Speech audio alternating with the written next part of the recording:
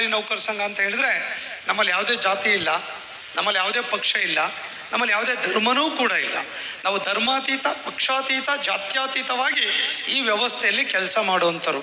ಆ ಕಡೆಯಿಂದ ಈ ಕಡೆ, ಈ ಕಡೆಯಿಂದ ಆ ಕಡೆ, ಈ ಕಡೆಯಿಂದ ಆ ಕಡೆ, ಆ ಕಡೆಯಿಂದ ಈ ಕಡೆವರೆಗೆ ಕೂತಿರೋರು ನಿಮ್ಮ ಜಾತಿ ಯಾವುದು, ನಿಮ್ಮ ಧರ್ಮ ಯಾವುದು, ನಿಮ್ಮ ಪಕ್ಷ ಯಾವುದು, ನೀವು ನಮ್ಮ ಜಾತಿಯವನು ಅಂತಂದರೆ ಮಾತ್ರ ಪ್ರತಿಭಾ ಪುರಸ್ಕಾರಕ್ಕೆ ಸೆಲೆಕ್ಷನ್ ಮಾಡ್ತೇವೆ, ನಮ್ಮ ಜಾತಿಯವರಾದರೆ ಮಾತ್ರ 7th ಪೇ ಕಮಿಷನ್ ಕೊಡಿಸ್ತೇವೆ, ನಮ್ಮ ಜಾತಿಯವರಾದರೆ ಮಾತ್ರ DA ಕೊಡ್ತೇವೆ, ನಮ್ಮ ಜಾತಿಯವರಾದರೆ ಮಾತ್ರ ಪ್ರತಿ ವರ್ಷ ಸ್ಪೋರ್ಟ್ಸ್ ಆ್ಯಂಡ್ ಕಲ್ಚರಲ್ ಈವೆಂಟ್ಸ್ಗಳನ್ನು ಮಾಡ್ತೇವೆ, ನಮ್ಮ ಜಾತಿಯವರಾದರೆ ಮಾತ್ರ ಫೋನ್ ಎತ್ತುತ್ತೇವೆ ಎನ್ನುವಂಥ ವ್ಯವಸ್ಥೆ ಇಲ್ಲದೆ ಇರುವಂಥ ಸಂಘಟನೆ ಯಾವುದಾದ್ರೂ ಇದ್ದರೆ ಕರ್ನಾಟಕ ರಾಜ್ಯ ಸರ್ಕಾರಿ ನೌಕರ ಸಂಘ.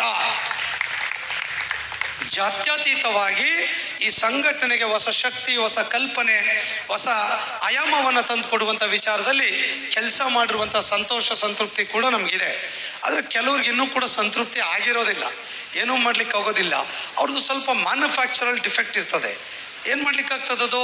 ಈಗ ನಾಯಿ ಬಾಲ ಡುಂಕು ಅಂತ ಹೇಳ್ತಾರೆ.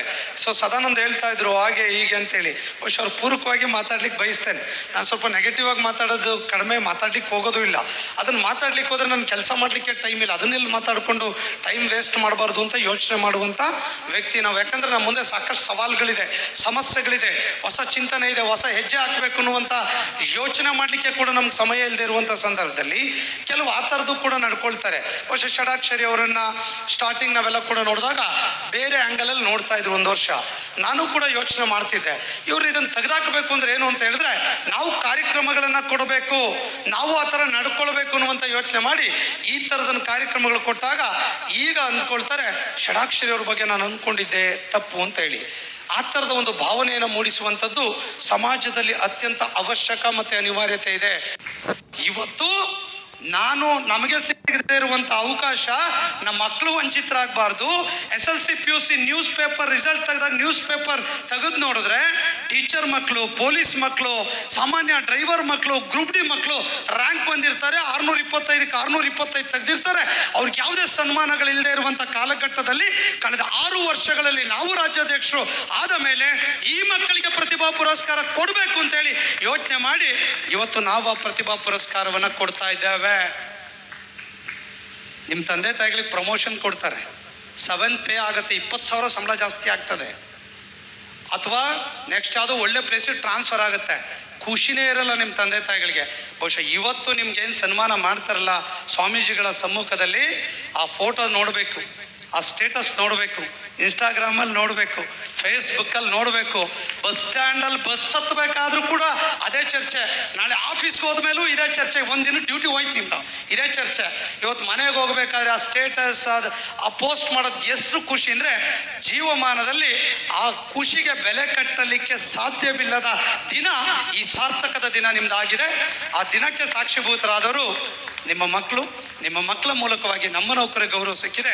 ತಮಗೆ ಧನ್ಯವಾದವನ್ನು ಮತ್ತೊಮ್ಮೆ ಸಲ್ಲಿಸ್ತಾ, ಬೆಳಗ್ಗೆ ಗವಿಮಠ ಶ್ರೀಗಳು ಹೇಳ್ತಾ ಇದ್ರು, ನೋಡಿ ನೀವೆಲ್ಲ ಆದರೆ ನೀಟಿಗೆ ರೆಡಿ ಆಗಬೇಕು, JTಗೆ ರೆಡಿ ಆಗಬೇಕು, ಅಥವಾ ನೆಕ್ಸ್ಟ್ PGಗೆ ರೆಡಿ ಆಗಬೇಕು, ಏನೇನೋ ನಿಮ್ಗೆ ಒತ್ತಡ ಇರ್ತದೆ, ಎಕ್ಸಾಮಿನೇಷನ್ ಬರದೆ ಸೆಲೆಕ್ಷನ್ ಆಗಬೇಕು ಅಂತೇಳಿ ಗುರುಗಳು ಹಾಗೆ ಹೇಳ್ತಾ ಇದ್ರು. ನೋಡಿ ನಮ್ಮಂಥ ಕಾವ್ಯ ಹಾಕ್ಕೊಂಡು ಯಾವುದೇ ಎಕ್ಸಾಮ್ ಇಲ್ದಂಗೆ ಏನಾದರೂ ಕೆಲಸ ಮಾಡೋರು ಇದ್ದರೆ ಸ್ವಾಮೀಜಿಗಳು ಮಾತ್ರ ಅನ್ನುವಂಥ ಮಾತನ್ನು ಕೂಡ ಅವ್ರು ಹೇಳಿದ್ರು. ಹಾಗಾಗಿ ಇಷ್ಟು ಆಧ್ಯಾತ್ಮಿಕವಾಗಿ ಕೆಲಸ ಮಾಡುವಂಥ ಪೂಜ್ಯ ಶ್ರೀಗಳು ಕೂಡ ಇವತ್ತು ನಮ್ಮ ಕಾರ್ಯಕ್ರಮಕ್ಕೆ ಬಂದು ಸಾಕಷ್ಟು ಸಂದೇಶಗಳನ್ನು ಕೂಡ ನೀಡಿದ್ದಾರೆ.